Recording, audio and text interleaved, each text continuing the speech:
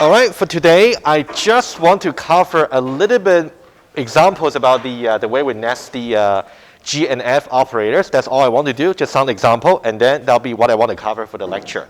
And then we'll take a short break, and then we should really talk about two things. Number one will be we should go over Lab2 Solution together. That's going to help you for programming test 1. And then we'll talk about the guide I released about programming test 1. We can go over that, the highlights, and then see if you got any question. And then that'll be it for today. Gonna be not very heavy, pretty light. And then next Wednesday, we'll move on to some more sophisticated nesting about the operator, maybe after your programming test 1. That's what we'll do. Okay. And let's now go directly to this nesting over here, which we spoke about its both informal meaning and the formal meaning. And I would suggest we recap by going over that again, just to make sure you're up to speed. And for this one here, you ought to understand about 3 things over here, well, several things. Okay, you can see here, we have, here is the path satisfaction, model satisfaction. Model satisfaction. So that means we have to quantify over all the possible paths starting with S. That's level number 1. Level number 2, we are actually going to talk about this particular implication. And then level number 3, we got to think about individual operation over here. And for this guy here, we spoke about it last week. Oh, sorry, not last week, I mean on Tuesday. All right, let's now review very quickly about the formulation. The informal meaning really talks about, we want to say, at the top level, each path starting with S, so that'll be level number 1. Let's start with that. So we say for every pi, such that pi is starting with S, That's level number 1. And then for each such path, if it eventually holds on pi, let me say it again. If eventually the first formula phi1 holds on this particular pi. So it's more like an implication structure. So we have some implication over here overall, but we're actually going to consider the antecedents and the consequence separately. Antecedents and also consequence. Okay, antecedent, let's review. That's something we did early on Tuesday. Let's do it again. This will be some future operator, which is quite straightforward. There should be at least one state in the path that will satisfy phi1.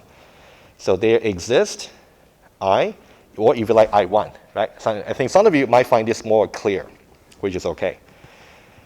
I larger than or equal to 1, and pi I1 satisfies phi1.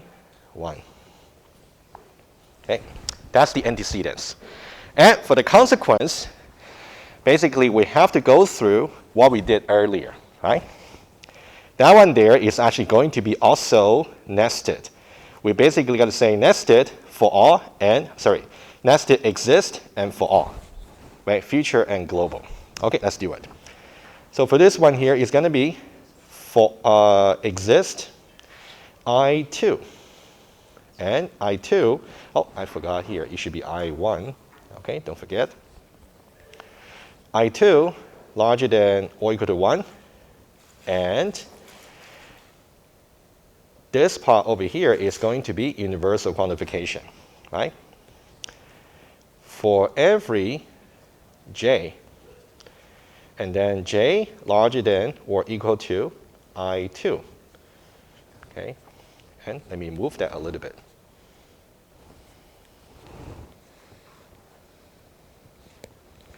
Okay, and then that implies, and phi2 should be satisfied, right? So pi, not pi, pi, to the power of j should satisfy phi2. Right, that's a complete formulation. Let's basically just did it again. Do you guys have any question about this formulation here? Right? I think what's really even more important than this particular pattern here is if I give you a new pattern in the assessment, you ought to be able to figure out this formulation first. And then accordingly, what should be the proof strategy and what should be the disproof strategy? Yes? So you want to show us a couple of prototypes and using different combinations? Yeah, exactly. Yes, that's exactly right. So I think today we'll only do this one here, and then you guys can focus more on the programming test one. And then on Thursday next week, we're going to talk about one more pattern, and then we have to move on to the week until release operator. That'll be the plan. After that, we're done with LTL, and then we'll move on to a new topic. Okay. Anyway, one thing at a time. All right, for this one here, how do we prove this one here, right? Apparently, you can, well, let me go a little bit more at a high level. Apparently, you somehow want to argue for every possible pattern for your path. Of course, the path is going to be infinite. So you're going to want to think about how many patterns there can be, right? Sometimes you might just run into cycle. For every possible pattern, you have to somehow prove this implication. And how many ways can you prove that implication is true? And, yeah. Yeah, exactly. So if this is already false, it's trivially true. Or if this is true and this is true, it's also going to be true. Or if you already show that this is true, it doesn't matter what this is, right? 3 things, right? So what I will suggest I write here is not to be too detailed. That will confuse you. So how about just writing the big picture? So number 1, you have to consider the for all. Consider all path patterns. Okay, now for number 2, I'm going to focus on just the implication. Okay, either you can show that the antecedent is true and also the consequence is true. Or you can show that the antecedent is already false. Then trivially, doesn't matter what the consequence is.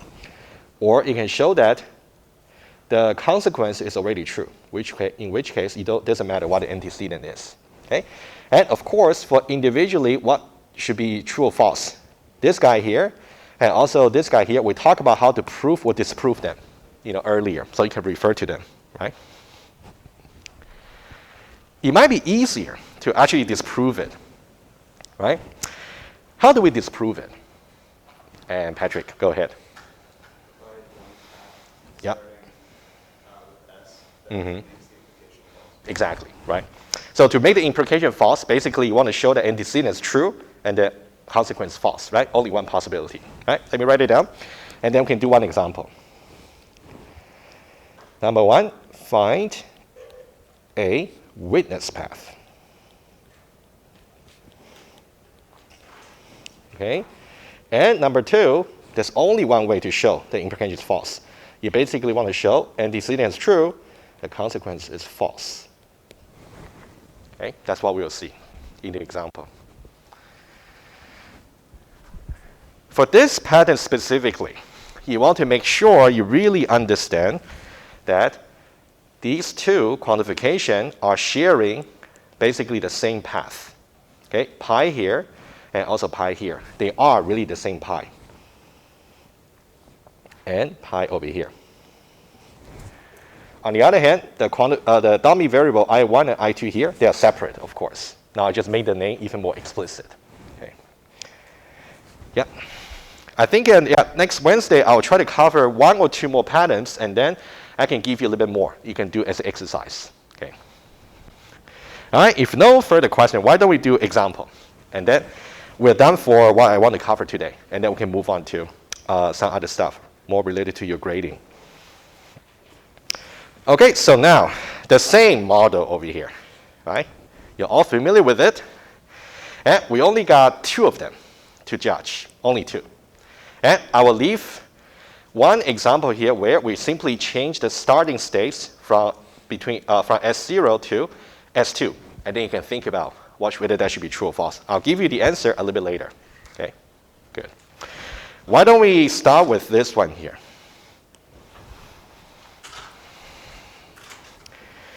This one here, do you think that should be true or false? Think about it.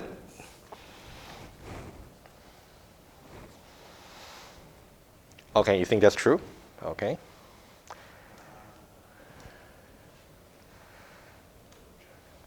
So Patrick, let me follow up with you. Maybe that can help your classmate too. If you think this is true, which one do you think would be the case? Well, apparently you got to consider all the path patterns. But So my way of thinking generally always is to assume it's true first. okay, Right? And then go over each path. So I went over the S0, S1 path first, the cycle. And that one, the left-hand side of the implication is false because there is no future state where you have not moved. okay, very good. So that means false implies something, right? Yeah, so that path is fine. And then I look at the path S0 to S2, S2, S2, S2. For the same reason. Yeah. The left-hand side is true because we have a future state which is not Q and R. Yeah. And then the right-hand side says that in the future state. Yeah, that one is for sure. That's true as well. Okay. So then we have true plus true. And then the last path would be S0, S1, S2, which for the same reason. For the same reason. Okay, I think what Patrick said is exactly right. But I'm going to write it down just for those of you who may not capture exactly. That will be one way to do it. But I would say for this particular example, you may argue slightly easier. Yeah, a little bit more easily. But let's do that one first, which is more general. Okay. Overall, it's going to be true. Okay, that's the answer. But let's see. Let's try to argue about the different path pattern. Okay, I'll go with what Patrick just suggested. So let's say pattern number 1. Okay, if I try S0, S1, S0, S1, dot, dot, dot. Okay, for this one here, does it really satisfy the antecedents? Meaning that in this path over here, which only alternate between these two states, do we eventually have not Q and R satisfy? Does this one satisfy not Q and R? Not really, because it got Q. This one here, not Q and R, also it got Q. Okay? So that means this path over here, no states in this path satisfies not Q and R. So that means this one here, not Q and R is false. And then we know that false implies anything will just be true. Okay, that's for the first pattern. A little bit lengthy justification, but just to be complete. Okay, that's number 1. All right, let's now do number 2. Okay, if I do number 2 over here, I'm going to put it here. Okay, the next path, let's do this let's do this one here. Let's say S0 and then S2 and then S2. We basically get stuck in S2. How about this one here? This one here, do we satisfy the antecedents to say eventually we got not Q and R? Indeed, because this is exactly the one, right? Right? Hopefully you're convinced because not Q is implicit over here. All right? You can think about this one here, S2. This one here satisfies not Q and R. Not Q and R. So that means this one here, not Q and R, is true. And given that this is true, we have to still check to see whether this is true, right? If it happened to be false, then it would be false, right? Now, for this particular path, S0, S2, S2, S2, S2, does it satisfy this? Is there a future point where R simply got true continuously? Indeed, this is the future point. From this point onwards, you basically get stuck with just S2, where R is continuously true. Yes? Do not argue that S1 is that point, not S2. You mean this one here? S1 satisfies FG R, right? No, we're talking about this path, right? Oh, sorry. Yeah, I misunderstood. Oh, yeah, no problem. Yeah, so question here, or? From Patrick's point, you said S1 could satisfy Oh, no, there's no S1 here, actually, because we're talking about this path, where we don't have S1. So this one here, we're talking about starting from S0, and then we get to S2, and then we just get stuck. I think it's reference to the FGR part. FGR part. But we're looking at the path S0. Do they both have to take the same path? Did you mention that in the last lecture, that like the last time they have to take the same path? Yes, that's true. That's true. So, but we talk about one by one, right? So for this particular one, so S0 itself does not really satisfy R. But once we get to this future point here, starting from the second state, we get it. We got it. Okay, good. So we can say starting from S2, which is this one here, GR is satisfied. Okay, so that means we got true implies true. Right? True implies true, which is true. Okay, that's number 2. And for number 3, I'm going to lay out the pattern over there. It's going to be very similar. Okay. What about the missing pattern? It could be we got S0, and then S1, and then S2. Okay. Basically, for this one here, you ultimately will get stuck in here anyway. So it's going to be a similar argument, right? How about I leave that as an exercise for you? Think about it. Okay. So for all the 3 patterns, we argue that the implication would just be true. So overall, it's going to be true. Number 1.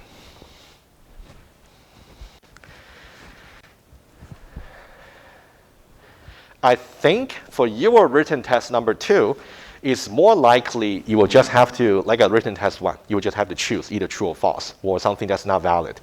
On the other hand, on the exam, I think we might just give you maybe a smaller number of questions like this, but you have to justify somehow, so we can see different aspects of your understanding. Yeah? I don't think we ever explicitly mentioned, but how do we go about situations where we go maybe S0, S1, S0, S1, and then eventually go to S2?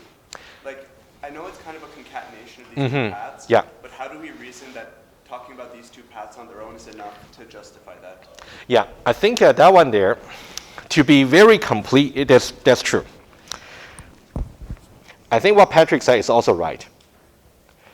Because we know that in this particular, well, we talk about 1, 2, and 3 possibility. I think to be complete, you also need to mention, if I got this one here for as many times as I like, and then suddenly I go here, and then get stuck again. Yes, you have to consider that as well. 5 total, right, in this example, right? Mm-hmm. Why 5? S0, S1, S0, S1, S0, S2. Mm-hmm. No, that's S1, S2. I mean, you can do the same loop and then go from S0 to S2 as well. So you're saying, okay, S0 and then S1, and for some time? Yeah, and then S0, S2. S0, S2 is already here. No, but I mean, if you loop, and then go S0, S2. I see what you mean. Versus loop, S1, S2. Got it. 2 different Very good. things, right? Yeah. I think to be complete, yes, I agree. So Let me write it down. Do we have to explicitly cover these, or can we reason with ourselves that covering the 3 paths we covered is actually enough? I think unless you can argue that, for example, if it's about G property, instead of arguing about the path, if you can somehow say all the states involved in the path somehow satisfy all the property, in that case, you can go ahead and say you don't have to discuss the pattern. It really depends on the cases. But I think to be more general, I would say consider as many patterns as you like. Even in the exam, let's say, if somehow you miss some pattern, we'll still just deduce partial marks. We wouldn't say we just get it wrong. Yeah. Mm-hmm. Now, let me write the number 4, number 5, and then I'll leave that exercise for you guys. S0 and then S1, S0, S1 for some time, and then we get to S2, and then we get stuck. Or we can say S0, S0, S1, S0, S1, and when I get to S0, and then I can go to S2, right? Yeah, something like that. All right, guys, exercise for you. You want to think about number 3, number 4, number 5. But the conclusion should be the same. Okay, that's one way to think about it. Another way to argue can go like this for this particular example. Because you can think about if we have this particular states, not Q and R, is really just referring to this particular states, right? It's really referred to it. So that means if we are able to get to this particular states, that means that will be the future point where R is going to be continuously true. Let me say that again. For this particular formula here, it has another way to argue as follows. Let's say we assume the antecedent is actually true. In that case, we say at some point in the future, not Q and R is actually true. So this will be the future point. That's the only states where not Q and R will be true. And then from that point onwards, apparently, R will just be true forever. So we are satisfying this future point at the same time. Okay? Yes? Would another way to do it also be to just say all paths satisfy the right-hand side of the implication? All paths satisfy. But how do you argue for all paths, right? Again, you have to. Yeah, but I mean, you don't have to, I meant you kind of don't have to do the full implication. Yeah, you don't have to. I'm just saying you can argue maybe more shortly if you can say something specific. Let me write it down over here. Yeah. Let me just write it down here. So 1, 2, 3, 4, 5, that's 1. So I would say alternative to this. All right? You can think about S2 satisfies S2 over here satisfies not Q and R. So this one definitely satisfies this one here, right? So assuming that this is the case. So now starting from S2, this could be the future point where we got continuously true R. Okay? Then from S2, R is continuously true. Sorry, just running out of space. But this one is more concise. But this may not be a very general solution. It really depends on some insight into the diagram. Okay, so if you want to be safe, go with this. Okay, if you really want to justify, might be easier. All right, guys, any question about the first one before we move on to the second one? Yes? So in the alternative solution, if more than one state satisfied that predicate for the future state, we consider just that subset of the states? Like if S1 and S2 satisfied it, then Absolutely. So basically the strategy you're talking about is, let's find out all the possibility where this is satisfied. And then we go on to say, for those possibility, do they all satisfy this? Like assuming the antecedents, basically. because the ones that don't satisfy it, the practice would be true. Yeah, exactly. Yeah, so guys, let me repeat what Patrick just said. What you can do is, why don't you try to think about what are those possibility where this is satisfied? And then try to see for those possibility, will this satisfy as well? In that case, you basically prove true implies true. What about for those that does not satisfy this? Well, it will just be false implies anything, right? Okay, either way will be fine.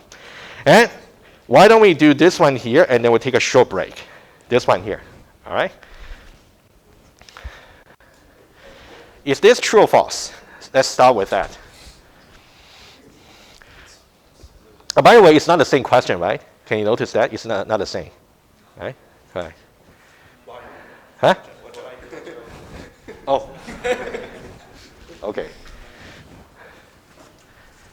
Yeah, should this be true or false for this one here? False, okay. Well, you can see I just changed this, right? Used to be and, it's now or. And how do you disprove it? In some ways, much easier. You don't need to argue for every possible path pattern. Just give me a witness. Can you give me a witness? Chidalu.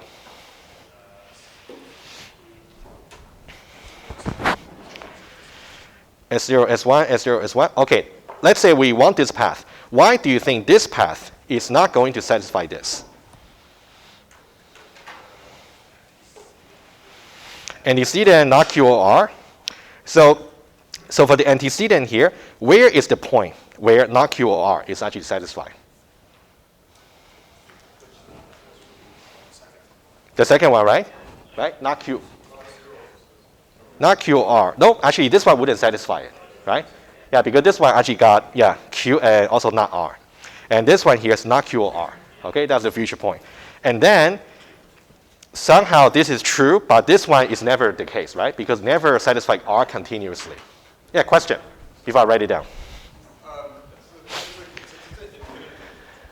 Uh-huh. We would say that eventually, like, there's a future state eventually somewhere, like infinitely many iterations. Ah, very good. What you're talking about is another one, which is the, here we'll talk about FG.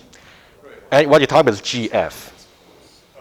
GF, I'll give you a look ahead, which you're going to talk about on Wednesday. You're saying something that infinitely often happen to be true. Not necessarily continuously, but infinitely often. We'll see that next Wednesday. Question? Yes? Are we doing the exercise that says change our class M to S2? No, we are doing this exercise here. We're doing this one here. This one, yeah, just in case. Yeah, okay. No worries. Let's say for this one here, let me write it down very quickly. And what Chidalu said was right. So we can give a witness. So this is false. And let's give a witness. And argue that quickly, and then we'll take a short break. Let's say the witness will be S0, and then S1, and then S0, S1, this loop. All right? Goes forever. And you want to argue that for this particular loop, this one satisfies the future states not Q or R.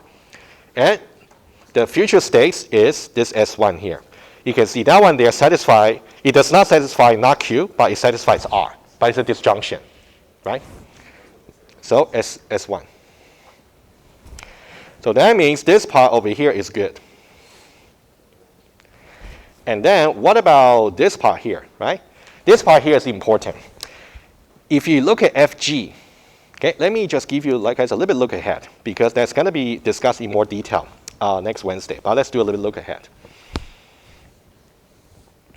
Sorry. Somehow there we go. Okay. If you talk about G, you talk about F, G, phi, and GF phi. Okay? They are quite different, but they're very common patterns, each one of them. This one here is telling you that at some future point, from then on, you're going to get phi, phi, phi, phi forever.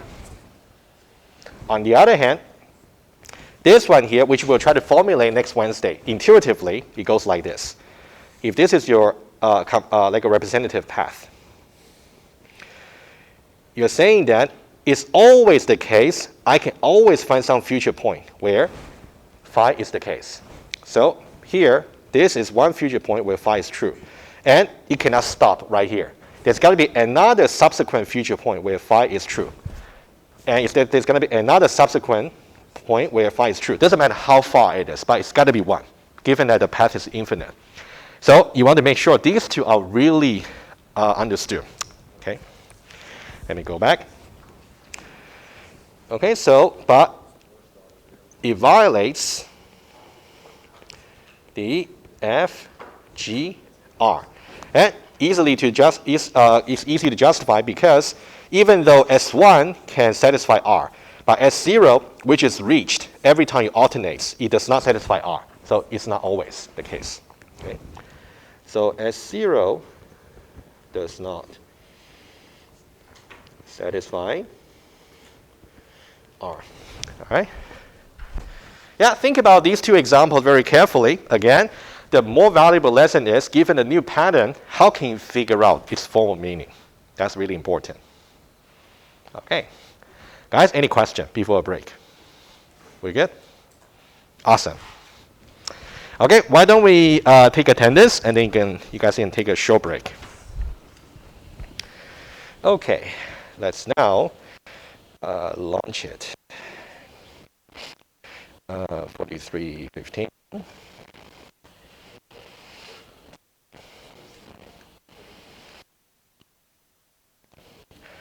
Okay, let's see here. You guys can check in, please.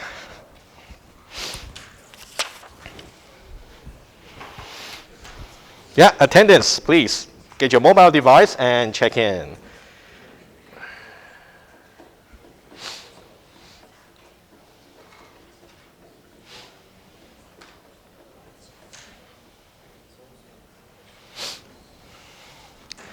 All right, everybody is good?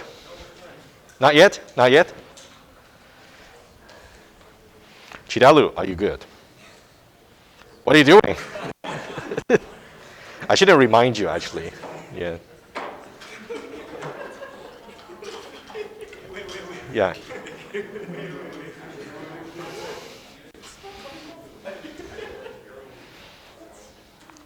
Yeah, question? Or, yeah, if you got a question, come over. That's okay.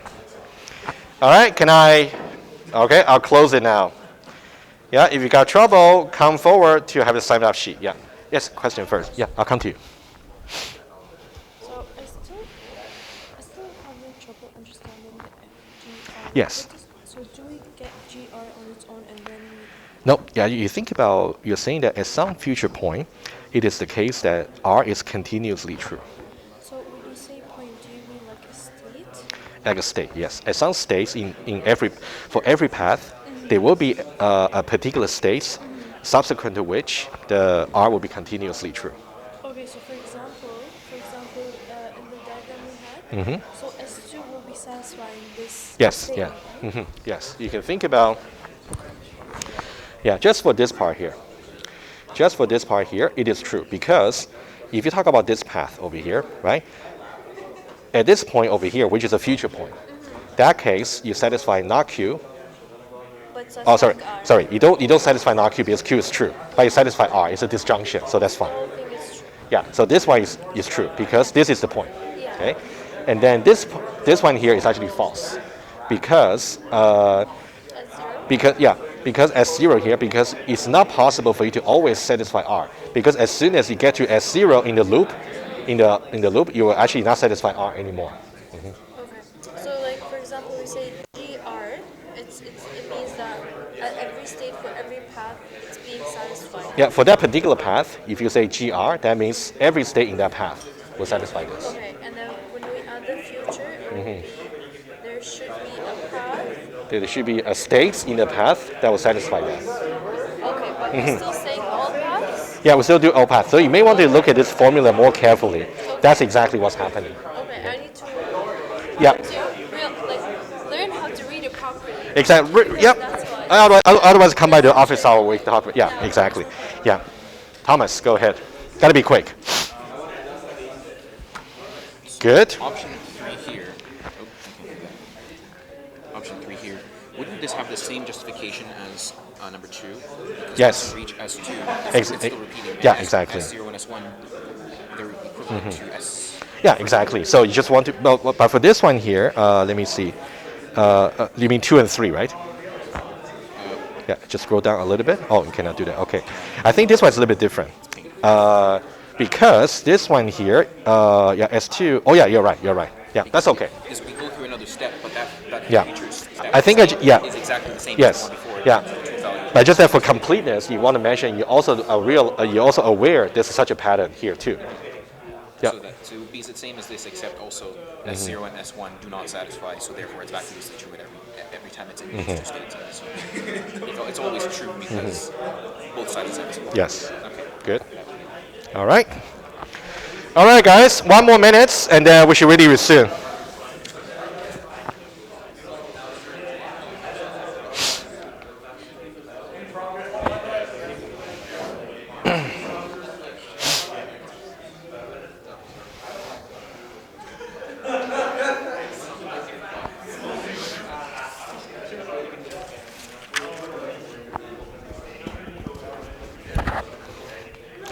All right, 1 moment. We should get started again.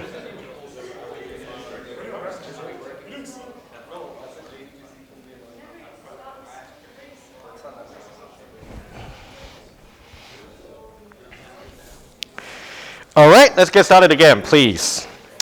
Okay, I think 2 more things I would like to do today. Why don't we go over your lab number 2 solution a little bit more detail, especially the assertions for the shifted to the right and also getSuffixes. I think that they are quite complicated. Yes. Real quick, so our exam is going to go Oh, okay, sure. Is there any chance we can get that moved like till 2 p.m.? Well, to be honest with you, I really prefer it if that's the case. But it would be difficult to actually ask the register office to do it. To be honest with you, if we can ask, but they will ask us the reason. If you simply say everybody prefer 2 p.m., I'm pretty sure they wouldn't do it. Well, you can say that, but if I say that, I'll be in big trouble, right? Yeah. Yeah, but I know 9 a.m. is pretty early for the exam, but yeah. It's always a scary time. I know, because TDC make us a signal problem, right? Yeah. Yeah, I'm afraid that nothing we can do. All right. All right, let's now talk about your assignment number 2. Sorry, lab number 2. Again, where can you find the solution? You will go to under over here. You know what? The title have been messed up somehow. But anyway, so you will see Lab2 Solution over here, right? If you click on that, it has all the TLA module file. All right. Guys, please, please, please. We already started. Please. Okay, so I think we got 3 tasks over there for you for us, lab number 2. We can go over the most tricky parts, the 2 ones, 2 tasks. One is about getting the suffixes. The other one is about shifting to the right. Why don't we take a look? Okay, they are not too bad. Okay, but I just want to point to you how you can think of it using some example, and then learn from that. Okay. Good.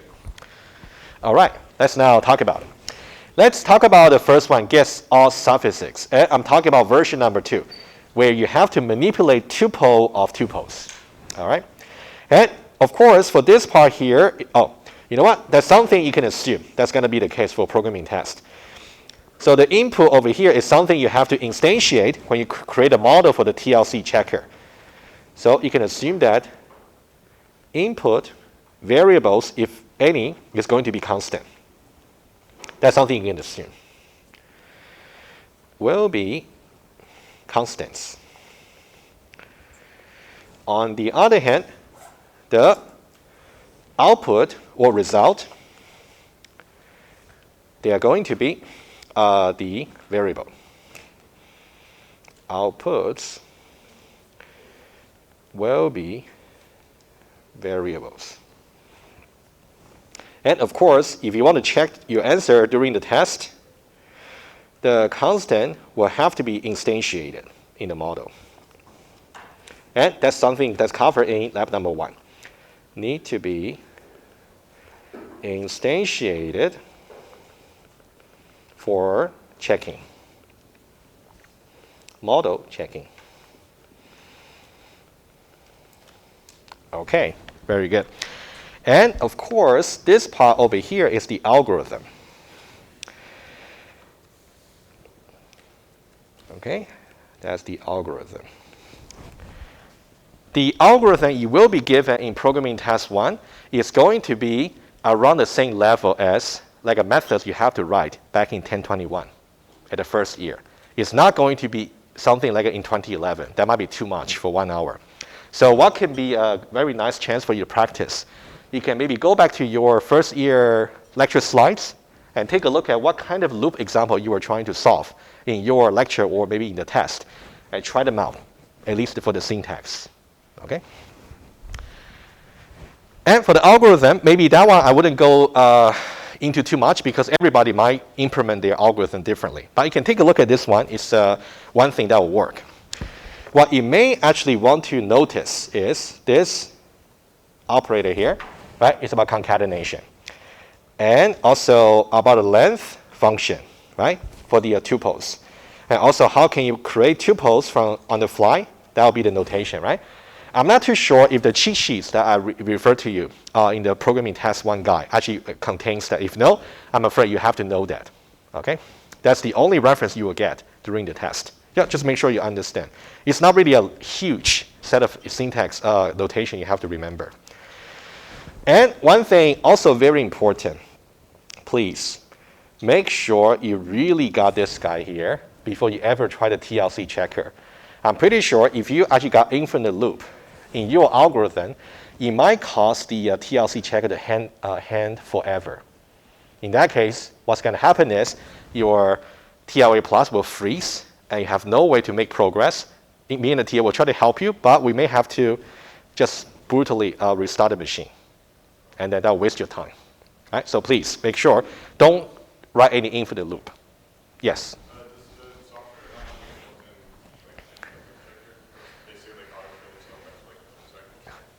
You mean to stop right away in the infinite loop? No, they wouldn't actually. So what they will do is, based on your algorithm, they're going to build some state graph. But the problem is your algorithm doesn't terminate, so state graph will be infinite. That's the problem. What I'm saying is, once it runs out of memory, can it know how to detect that? So memory? Well, but I think it might actually give you some error message over there, but the process might still be running. I think that's my experience before. It's not actually very pleasant to deal with. Yeah, it will be nice. Yeah, good. All right, so guys, let's focus on these two assertions, okay? These two. This one and also this one over here. Before I dive into them, question.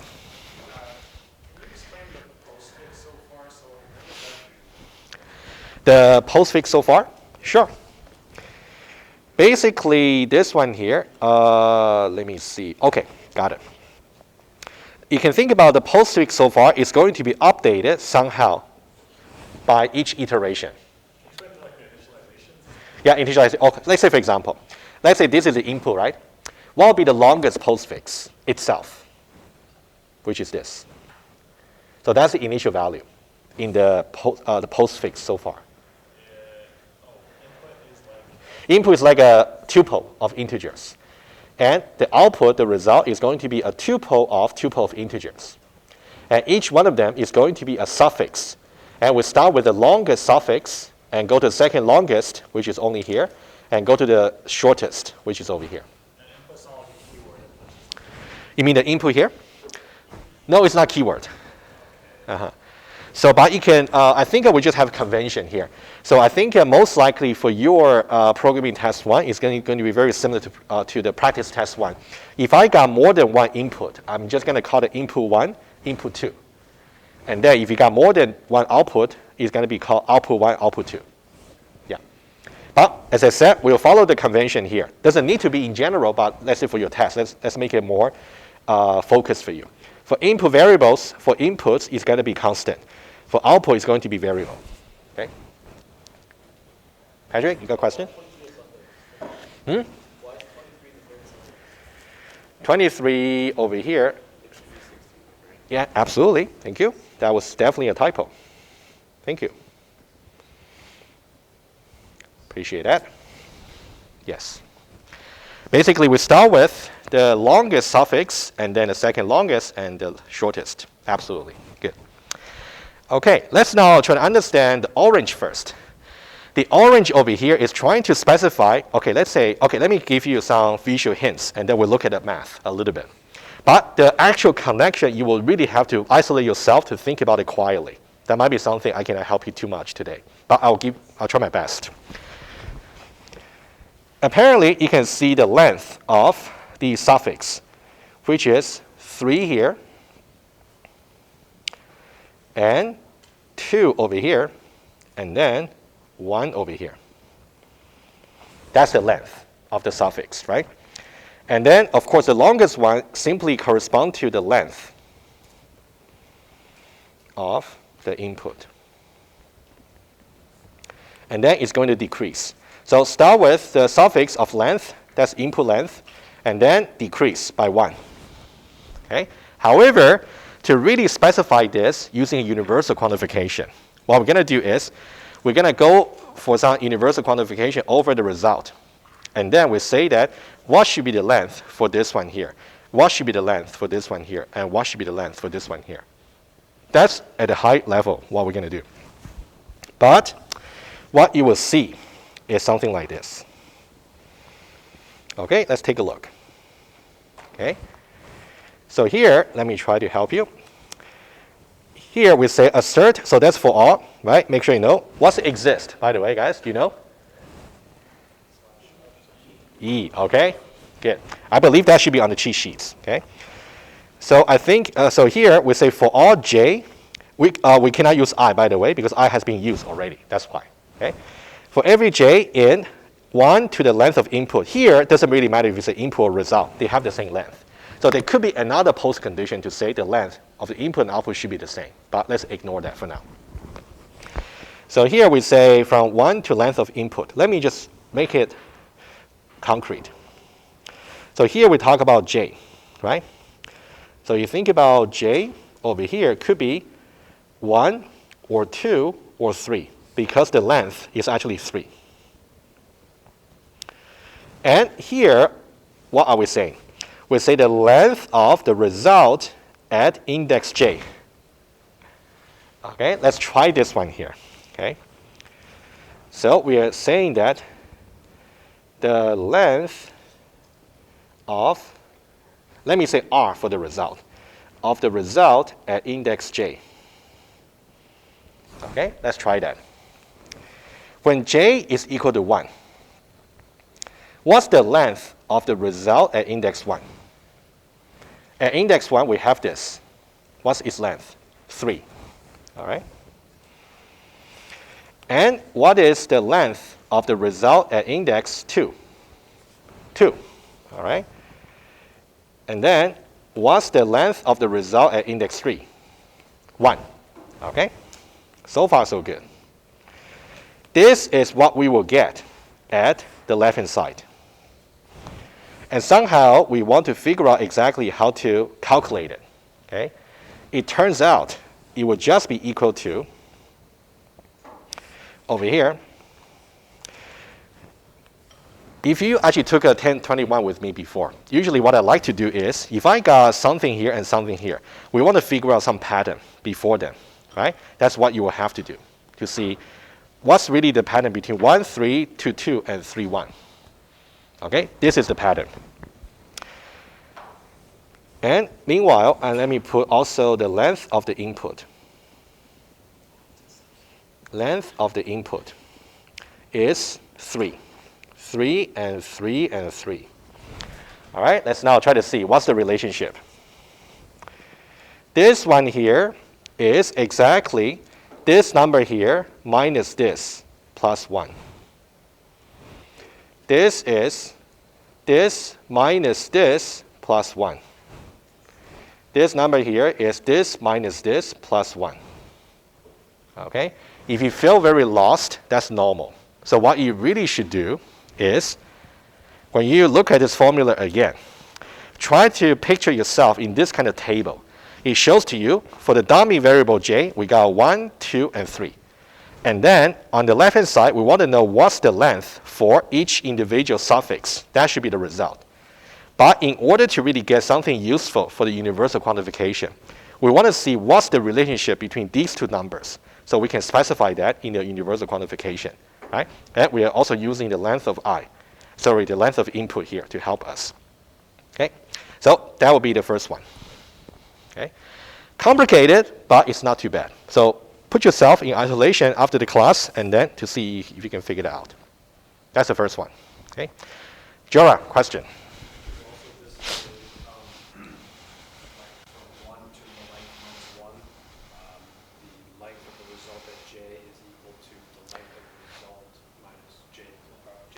Maybe send that to me, and then we can take a look. That'll be easier. Yeah. If that's true, I can also share that to the class. Okay, good. All right, guys, that's the orange one. Well, actually, this one here is not even about the contents of the suffix. We only worry about what should be the structure of the output, right? Individual tuple. And this one here is the tricky part. All right, this one here. Okay. And this one here, by the way, this is what you will see. Okay. You have for all over here, and you got nested for all. That's really tricky. Okay, I'll try my best to really give you some visual, but again, you will have to look at that maybe offline too. Okay. Okay, so this one here is like this. Let me, how about this? Just for this one specifically, let me create a new picture, and then we'll talk about it. Okay, let's make it clean. Okay, let's talk about this one specifically. Okay. What's happening here is this. We're trying to do outer universal quantification, which is going to be j. J will be from 1 until the length of result. Right? So for j, it's going to be 1, and then 2, and then 3. Right? You can see the result has index 1, and then 2, and then 3. Right? That's a j. And then we got another nested universal quantification. For each j, we're going to talk about k. What's really k? Okay, this is the tricky bit.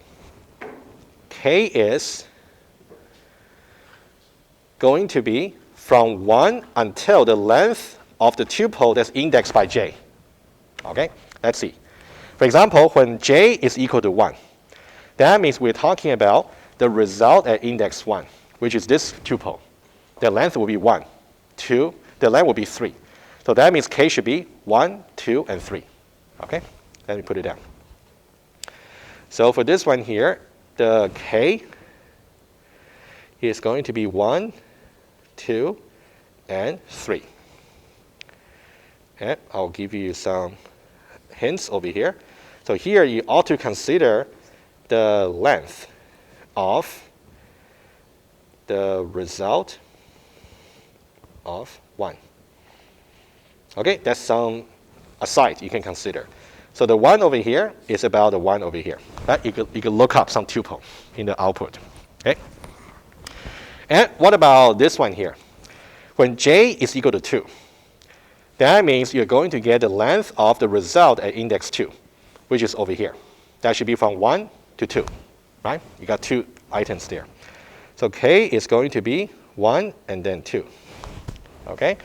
And when j is equal to 3, index 3 is here, only 1. So k will just be 1. All right?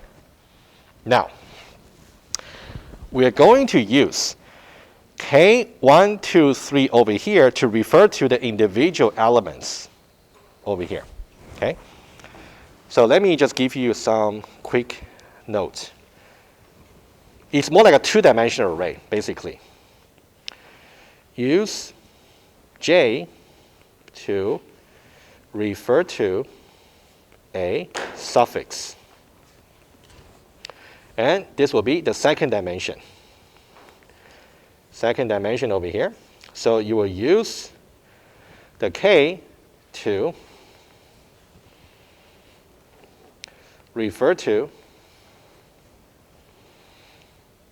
an item in the tuple. Okay, that's what you have. And then, now, question for you. If I want to talk, this one is kind of easy because you got 23 is the first element, it simply corresponds to the first element. Second element here simply corresponds to the second element. And third one here corresponds to the third one. This one is not so interesting for us to generalize the pattern. But if you look at this one here, okay, this one here, the first item here is corresponding to the second. The second here is corresponding to the third, right? This is the first item, which is corresponding to the second. So this is the second item, which is corresponding to the third. Okay? Now I want you to look at one here, one here, one here, and one here. What can you see just between these two pairs of numbers? There is some offset, 1. Because to go from this to this, I just add 1 to each one of them, right? 1 plus 1 will be 2, 2 plus 1 will be 3. Where does that 1 come from? It turns out you can use the j over here as the offset. Okay? That's exactly what this one here is telling you. All right? I know it sounds very complicated. Again, I'll let you study that a little bit. It's not too bad. So think about j minus 1 over here is about the offset that I talked about. And this one over here is referring to an item in the result, in some result tuple. And once you say plus k, That one is going to tell you what this is going to correspond to, right? Okay, if you follow just 10%, that's a good sign. Okay, at least the picture should be clear. No, that's okay, guys. It took me about 15 minutes or so to actually figure this out. But I think, but understand it. And then if I give you something very similar, I just hope that you can do it. Something similar. Yeah, Chidalu. Yeah, you know what? If I really expect you to write something like this, I'll give you enough hints. Not very explicit to say, oh, you should really say universal, and then this should be that, this should be that. But I would say you should really consider the offset or whatever that you should really put in the formula. But I would say focus on studying this particular one, right? And make sure you understand how it works. Patrick first, and I'll go to Sarah. Yeah, Patrick. If the implementation, like on the lab test, if the implementation doesn't match what maybe your solution is, but it is still correct, will we get Oh yeah. So okay, two parts. Very absolutely. For the algorithm part, we don't care how good or how bad your algorithm might be, as long as it terminates. Okay, and then as long as it's correct. What does it really mean is correct? We have our solution assertion, and then we're gonna replace your assertion temporarily by ours. Make sure you pass ours, like a JUnit test, basically. Okay. All right, guys. I think let me do the shift to the right. And for this one here, I think study that. It's not too bad, right? I think I gave you enough guidance over here. Okay. This one actually is easier. Oh, Sarah, sorry, forgot.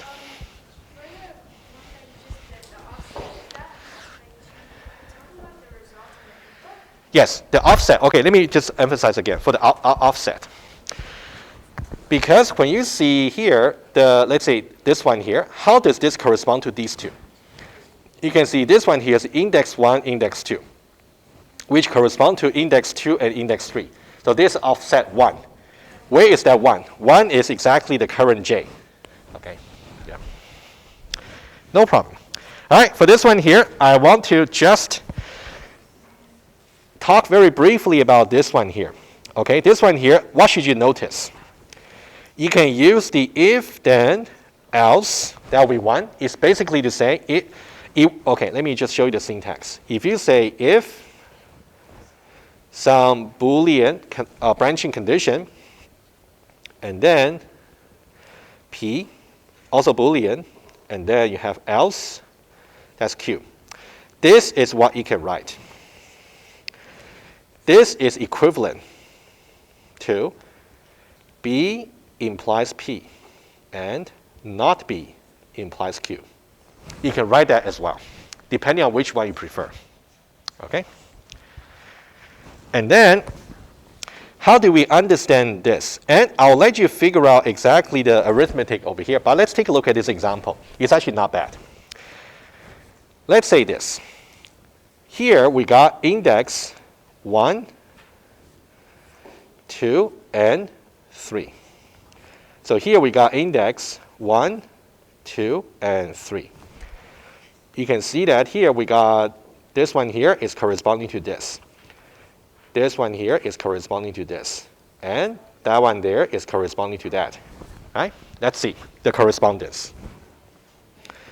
So we got the input and we got the output. I'm now looking more from the input perspective. For input 1, 2, and 3. For 1 is corresponding to 2, and then corresponding to 3, corresponding to 1. Now, how do we go from 1 to 2, 2 to 3, and 3 to 1? It is a wraparound operation. But you gotta be careful over here, because indices start with 1. Okay? So here we are talking about shifting to the right by 1 position. So we talk about shift to the right by 1 position, right? That's what we have, okay? So let's say we want to basically plus 1, right? If you say plus 1, 1 plus 1 will be 2. 2 plus 1 will be 3. 3 plus 1 will be 4, right? So now, I think for these two, they are okay. They simply correspond to the output index. But what about this guy? This guy is tricky, right? This one, if you got 3 plus 4, and then usually you will just do the modulo operation. But 4 modulo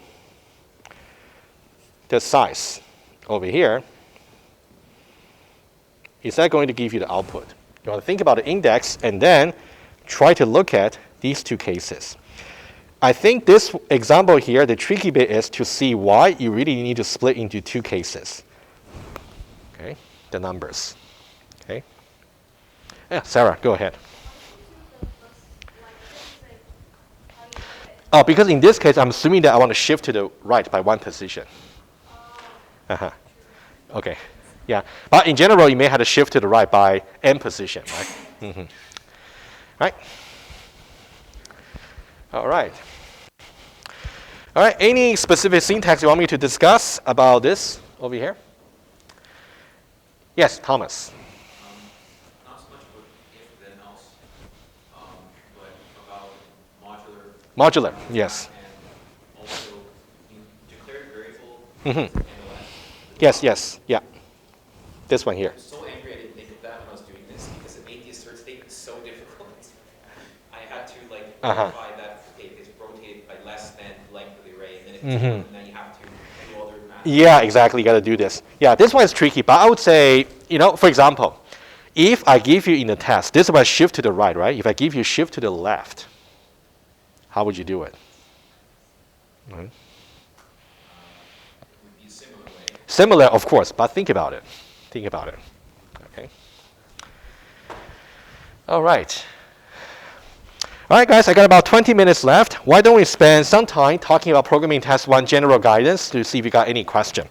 But I can tell you that most likely I'll give you one very straightforward. When I really straightforward, it is really straightforward. Okay, I'm going to give you one straightforward task and one that will require more thinking. Your goal is to finish that straightforward one within 5 or 10 minutes. And then spend the rest of the time do the more challenging one. Okay, but that challenging one, I know you only got 1 hour, so sure.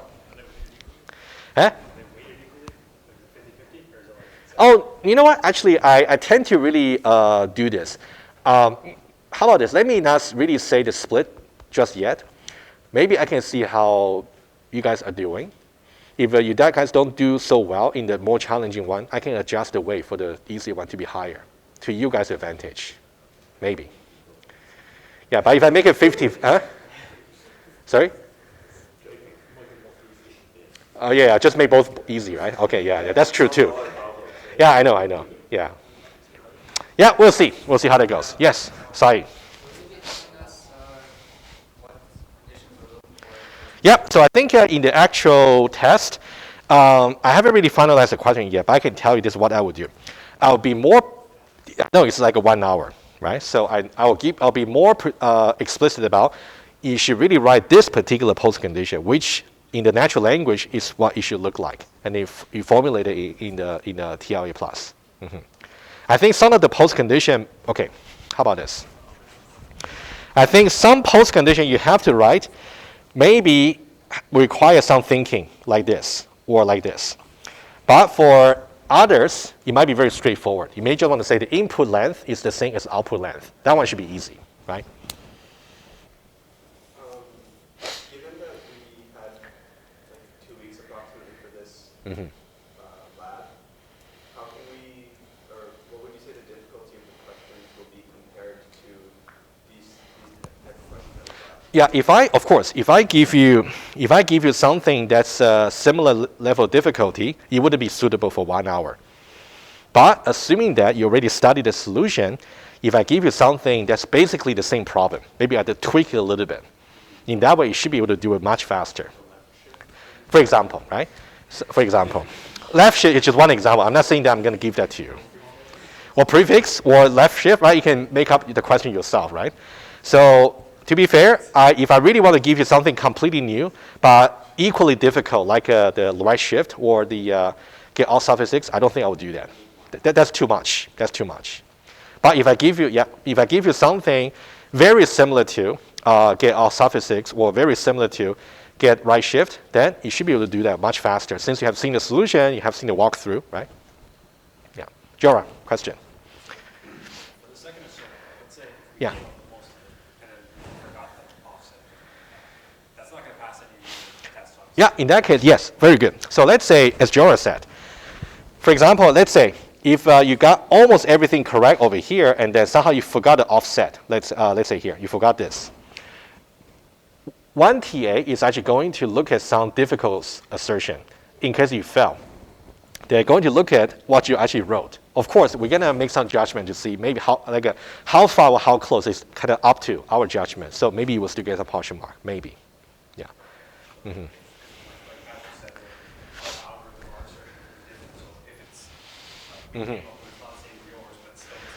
But for the algorithm, we don't really judge about how you write it, as long as you pass our.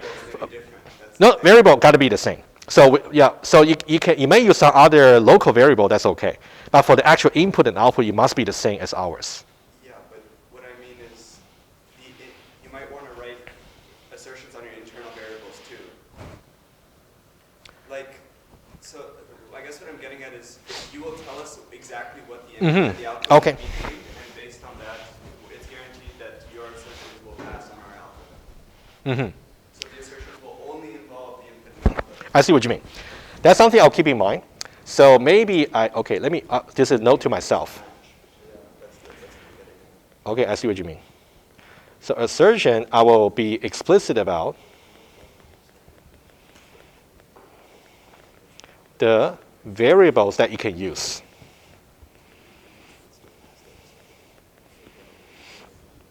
I'll double check with the actual test solution.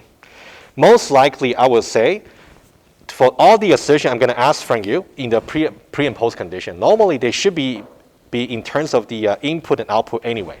Any extra local variables you introduce, they shouldn't appear in the actual pre and post condition. Yeah, I'll make it clear in the test. Okay, that's good. That's good feedback. Yeah, it should really match. So otherwise, when TA grade your assertion, they wouldn't be able to tell what you're writing, right? Okay, it's a note to myself. I'll make sure that's the case. Very good. All right, I think you guys asked the most critical question, but let's still spend quick time. Just about if there's anything that's confusing to you about the test, and then we'll see. So if you go to 4315, and then programming test 1 guide. Okay, over here. All right, so the machine will be rebooted about 6:25 p.m. So I would say you guys could just stand by in the common area in Williams Small Center, where me and the TAs were ready to let you in. We'll let you in maybe earlier. And then as soon as you get seated, if the machine has been rebooted, you can get started. That might give you some extra 1 or 2 minutes, I hope. Okay, we'll see. But you'll get at least 1 hour, that's for sure. Next Tuesday at Williams Small Center 108, just the same value. Okay, strictly individual, 10%, and then, yeah, it's more like a programming test. So you want to make sure you're okay with the Pascal algorithm. For that, I would suggest you definitely want to go over this particular document, which I'll make available on the desktop when you log in to the lab test. That's the only reference you will have. Take a look at the document here, and then to know where you can find the different syntax. If there's any syntax you find from the solution useful, but not really in this guide, you may just want to remember that, just for that, okay? But I think that can already give you some relief. And about whether or not you should really set up for state graph, no, you don't need to. We don't do that. We only focus more on the lab 2. However, for lab number 1, what should you review on the lab number 1? You should really try to see how you can create a module, make sure the algorithm and the module and the name, right, they should really match, right? Remember that constraint. You really want to practice. And how you can actually choose the file from the folder and submit, right? Make sure you don't waste any time on that. And do you need to review any lecture material? I don't think so. We don't cover TRA plus, like a Pascal per se in the lecture, so you don't need to worry. And then grading criteria over here, right? I already said it. You can just read it. And I'll remind you guys once in a while to really submit your work. And then it's really important to have the exact name for the input and outputs. Okay? And then, yeah, and that's it. Okay? Do you guys have any questions? Yes. Yes, Linux machine. Yeah, basically you will have access to Firefox, and then you click on the submission link. That'll bring you to the web submission link and the page, and then you choose the file to submit. You mean to submit through the terminal? I think web submit might be just much easier for you. Yeah. I believe that one may allow you to do, I'm not too sure, but just do web submit. It's easier. Oh, I see what you mean. Yeah, it's okay. Web submit, it's not going to be much faster, right? Yeah, I wouldn't worry too much. No, you don't need to log into eClass. So yeah. So basically, you will just need your EECS account to log into the machine. From there, you will see some PDF, and it will be very straightforward. You want to use the EECS account. Yeah.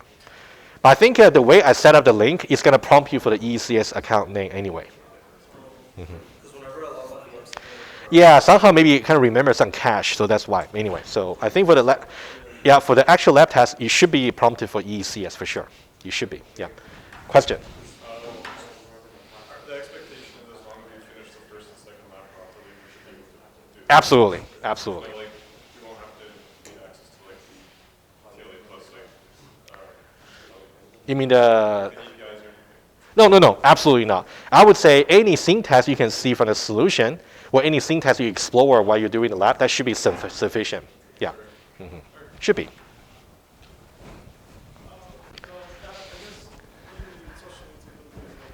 Are we restricted to only the syntax provided in the PDF, or can we search for syntax? Actually, you wouldn't be able to search because you don't have internet access. Yeah, so I would say if there's any syntax you find useful while you're doing the lab, or while you're researching yourself, but it's not really in the syntax guide, you may just have. Yeah. Thomas. Yeah. I noticed you used it between two different tuples. Yes. I thought, this is probably wrong, that concatenation immediately took whatever you put on both sides and made them into strings. How does it work for your concatenation between tuples? Does it kind of... Yeah, just concatenate one to the other, right? But, okay, let's say this. So, for concatenation, I believe you can double check, okay? If you got, very quickly. Let's say if you got, let's say 1, 2, 3, right? You can say concatenate 4, 5, 6, right? Or let's say you got some, let's say it's an output number 1, which is a tuple. And then you cannot really directly concatenate some integer I. That wouldn't be right. So what you have to do is to create some tuple on the fly to do it. Yeah. If you're doing this with string, you can't do it between different data types. It has to be either tuples or strings. You definitely don't really want to concatenate between different types because that might cause you some runtime error. You want to be compatible about concatenation, I think.